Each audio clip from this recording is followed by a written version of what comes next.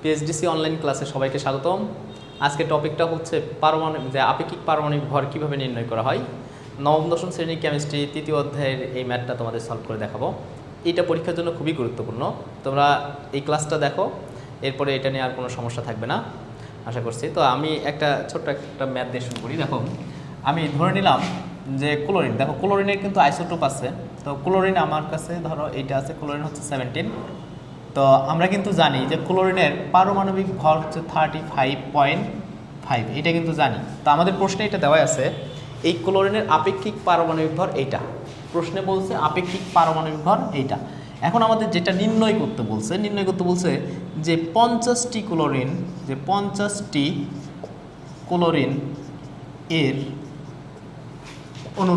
পরমাণুর ভর কত, যে 50টি পরমাণুর ভর কত, ভর ইকুয়াল হোয়াট।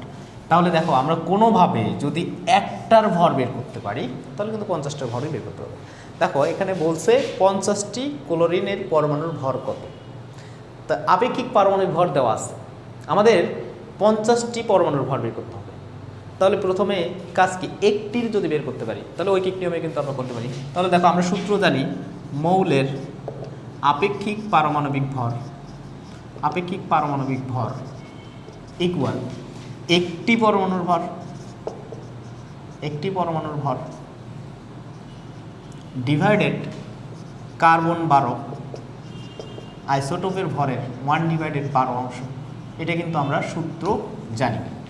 এখন দেখো, মৌলের আপেক্ষিক পারমাণবিক ভর এখানে দেওয়া আছে, তাহলে আপেক্ষিক পারমাণবিক ভর 35.5 বসাই দিলাম।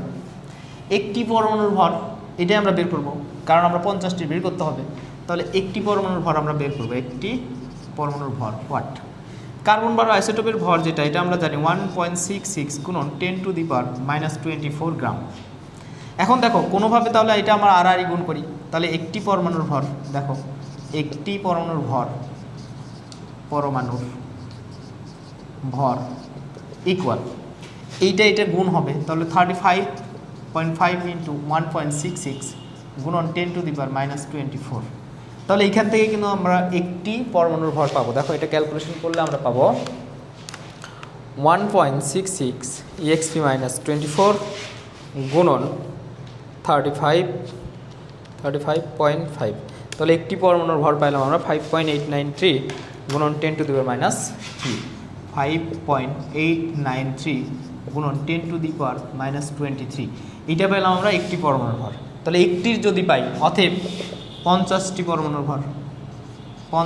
পরমাণুর ভর ইকুয়াল, এটার সাথে 50 গুণ দিব, গুণন 5.893 ইন্টু 10⁻23।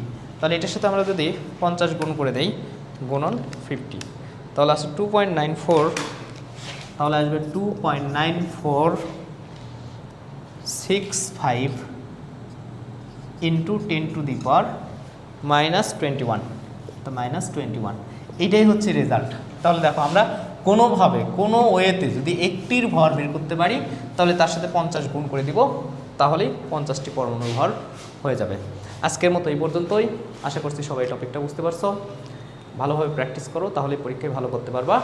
দেখা হচ্ছে পরবর্তী পিএইচডিসি অনলাইন ক্লাসে। ধন্যবাদ সবাইকে।